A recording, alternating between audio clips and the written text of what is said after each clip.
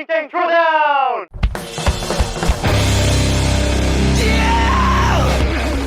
This week's throwdown is 4 rounds for a time of 12 squat cleans, 24 chest to bars, and 84 double unders. Our demo athlete this week is Jenna Michelotti.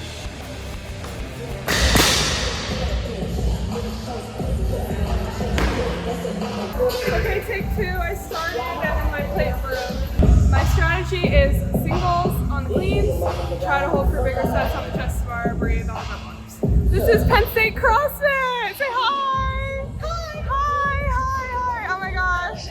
And it's so pretty back there. Okay, redo. That was really annoying.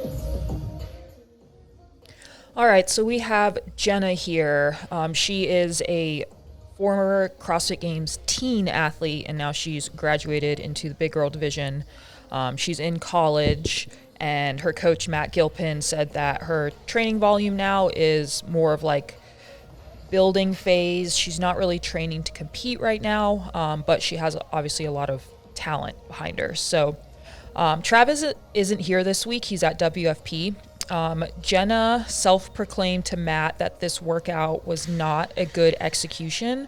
So I thought that since it's just me here today, we could do a little bit more of a video review here, pretending like this is a qualifier workout. This was her first attempt, and we're going to plan her retest. So I'll go through, give specifics on her pacing in the workout, and then give my opinion on how she can retest this to improve on a repeat workout. Also, down here, if you look at the bottom left, that clock that's running down there is actually going to be a clock that's how long it takes her to do each movement and each transition. And then the clock in the background is her main total time. Awesome.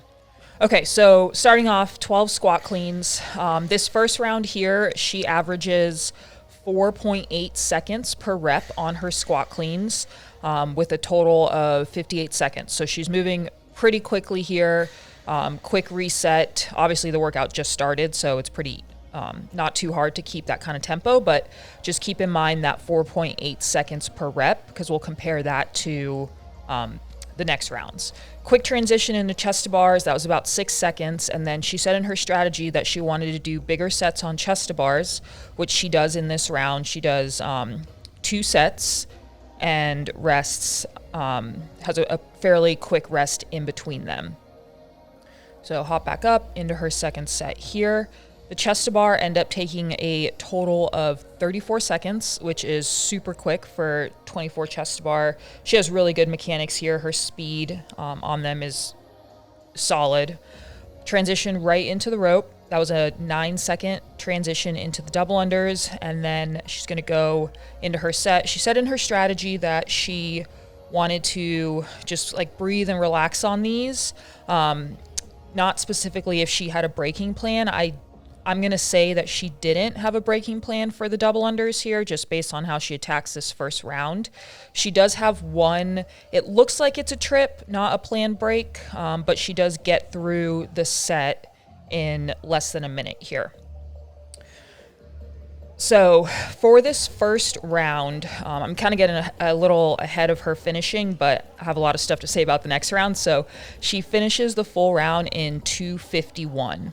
I'm going to go ahead and spoil the end of the workout for you, because this is about learning how to plan a retest, less about the surprise. She ends up finishing the workout in 15:26.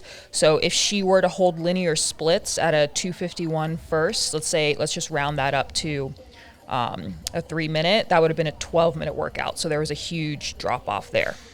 All right, so round 2. This is the last round. I'm going to talk you guys through what she's actually doing, and then the next 2 rounds, we're going to talk about what she should do for her retest. But you'll already see in this second round a pretty significant drop-off. The round ends up taking 4:01, so a drop-off from 2:51 to 4:01 from round 1 to round 2. So pretty significant drop-off.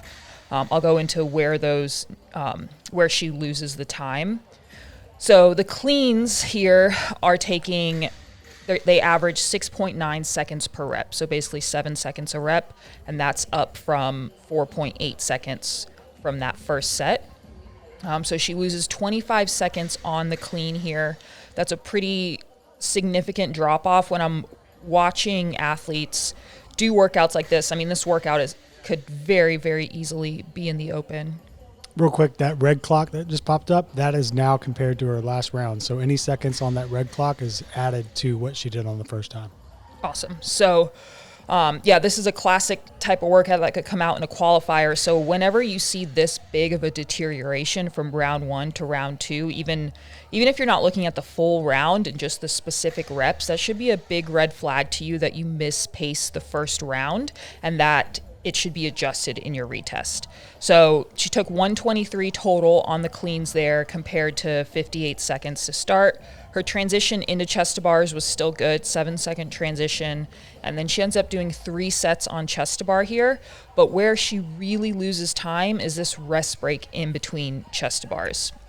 So she opens with, I believe it was 9 reps, and she takes a 24-second rest here. So that's a really long break for smaller sets of chest to bar here.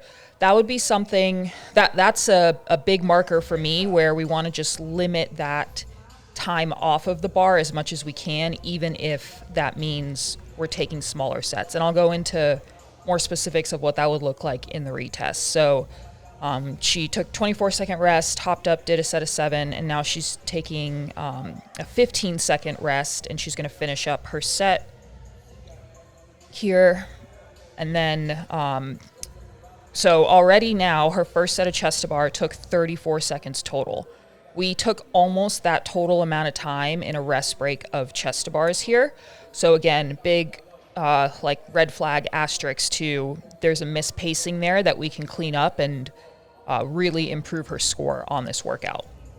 Transition into double unders, 9 seconds. I think that was equal to the first round. And then she goes into her reps. She looks pretty comfortable on double unders here. Something that I see with athletes in qualifier workouts, if double unders are a strength, it's very rare that they choose to plan breaks. There it looked like she tripped and she's using it as a break. But I think it's smart to plan breaks, even if it is a strong movement for you, to help keep your heart rate down. A double under break can be super, super quick and super effective, and you won't have that hunched over position, shoulders won't start tightening up, and you can keep your breathing under control so that you can transition into the next movement a little bit quicker. So she has 2 trips here, and she finishes double unders in 106, so that's a 9-second fall off from the first round, which isn't a ton, but of course that does add up. All right, so round 2, she ends up finishing at 401, and I'm including the transition back into the bar. So the round ends when she pulls her first squat clean. All right, so we had a drop off from 251 to 401. I'm going to go ahead and tell you the next 2 rounds so that we can start talking about how we would plan a retest here. Round 3 dropped off to 422, and then round 4, 409. That time that was made up at the end was because she pushed her last double under set. So her actual pacing through that round wasn't necessarily faster, but she had a kick on the double unders at the end, which is awesome. And she doesn't have to do that last transition? Right, yeah. There's about 5 seconds there that you don't have to account for on the last transition. All right, so whenever I'm planning a retest for athletes, I usually think of plan A, and then you can call it plan B. I call it the uh-oh plan. It's what will probably happen at some point in the workout, and if you have a plan for where your fall off is going to be, most likely your fall off is going to be way less dramatic than if your plan just doesn't work and you don't know where to go to next. So this is how I would set it up for Jenna's retest. I would have the goal of starting off with a 328 total round. So that's going to be slower by over 30 seconds than her first round, but faster by over 30 seconds on her last 3 rounds. If she could hold that pace throughout the full thing, it would end up being a 13:47 total. So over a minute and a half faster, which is a huge improvement on the leaderboard. How she would accomplish that. All right, so she would start with 7 seconds per rep on her cleans, and that would take her to a 124 pace. So that she started off at 4.8, fell off to 6.9 on the second round, and then the last 2 rounds she was, where did it go?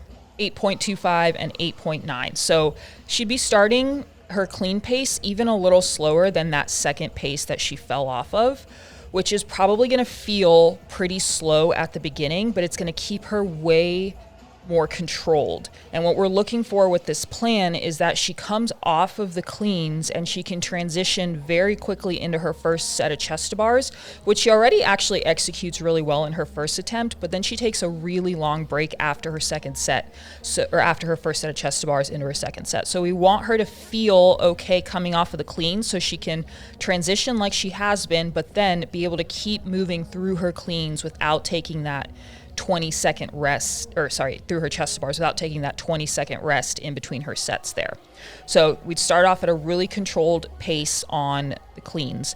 A note on that, if you haven't done something like this before, and even if you have, if I were personally doing a retest, you have to have your judge, but I would also try to find someone else to be your counter, because it's really hard to hold yourself to this and also to just like do math on the fly when you have a strategy that is just this specific. So having someone that you explain the strategy to, and their job is to look at the clock, and every time the bar hits the ground, they say 1, 2, 3, 4, 5, 6, and then at 7, you're pulling the bar.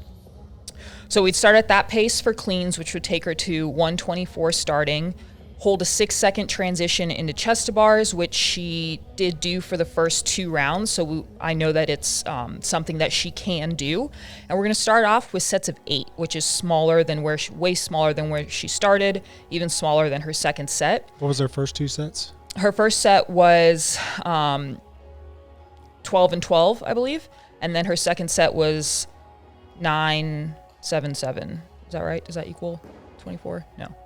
She opened with 9 on the first set, or on the second set. And now we're going to 8s. So we're going to start at 8s, but when she did that set of 9, she was already spilling over too much that she had to take a 20-second plus break. Goal here is to hold a 10-second rest in between her chest to bars. Ideally, because she's not spilled over at the beginning, that 10-second rest feels very manageable. And that green there just means that she made up time. Awesome. So there she made up 5 seconds. Sweet. In her transition, right? Yeah.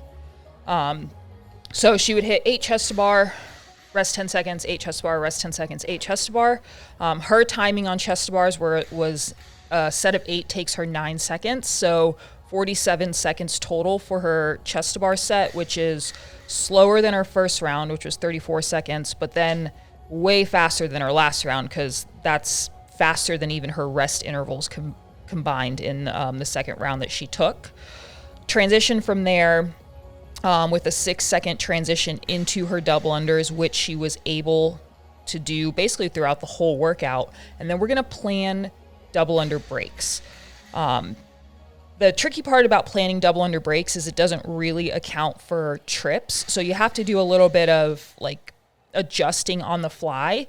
What I had here is 3 sets of 28 with a 6-second rest in between. Now, if you're doing double unders and you get to like 24 and you trip, you can just go ahead and call that your first set, and then you'll pick up there and finish that next set, ending at the goal that you wanted to end at, if that makes sense. So basically 3 sets of double unders trying to be around that 28 rep mark, taking a quick 6-second break.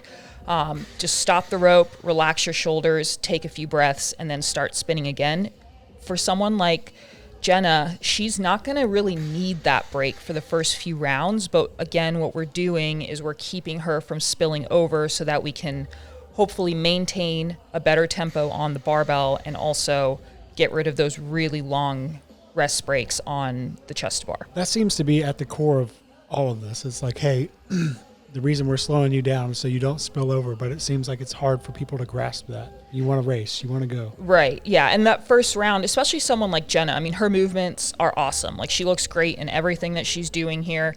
She is very capable of handling these sets, so it's hard at the beginning to say, like, I can understand why she thinks chest to bars are my strength, so I'm going to knock out big sets. But those big sets, you have to think down the line what they're going to cost you, and how much fall off you're going to have in between rounds. And of course, that's something that, like in CrossFit, most of the time the workout that we're doing is brand new and we've never done it before. So we have to, kind of try and fail and then try again. And that's why this retest happens.